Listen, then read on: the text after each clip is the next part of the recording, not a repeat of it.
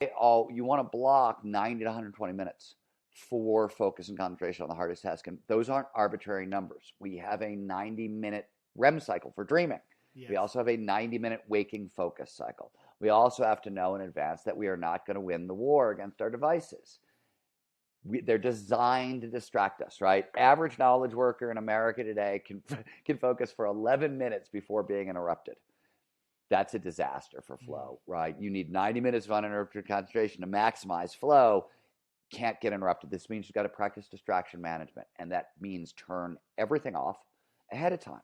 For this 90-minute block, you're not text, email, messages, turn it all off.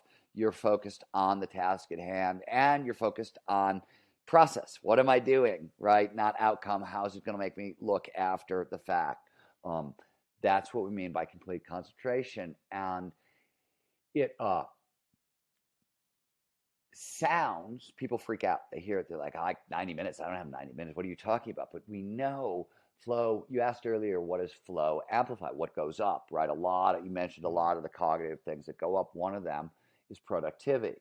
And there's been a bunch of different people who have tried to qualify how much. McKinsey just went around the world asking top executives, and the average after 10 years of talking to top executives was 500% more productive. So that number always seems like grossly ridiculous until, like, we interviewed Richard Branson once. He was like, 2 hours in flow, there is nothing I can't get done. So, like, how do you qualify that? Like, what is that? Like, put a number on that, Richard. Right? What exactly are we talking about here?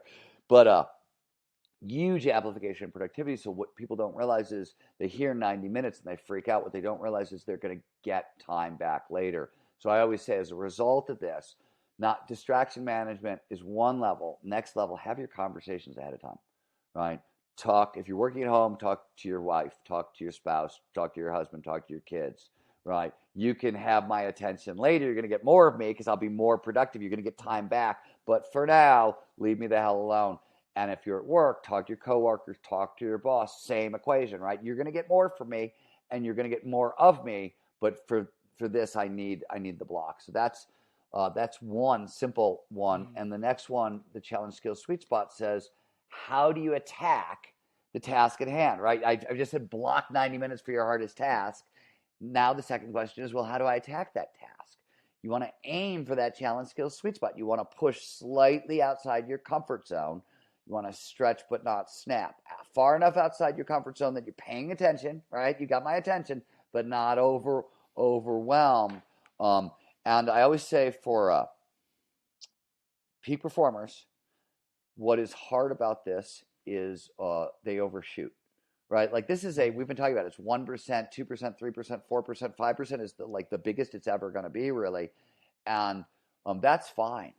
Because shyer and meeker, quieter people are going to be like, oh yeah, I'm uncomfortable here. This is no good. I want to stop, and they got to deal with that. But like peak performing, hard charging type A types, blow by 5%. They're like, I want 30% because then I'm awake and paying attention. And I'm not saying don't set high hard goals. We know motivation science says a well set high hard goal can increase motivation by like 25%. Big boost.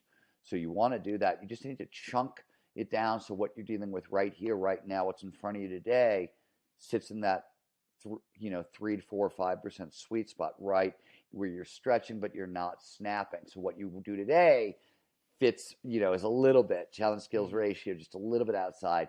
What you're using that to add up into, that can be giant, right? Yeah.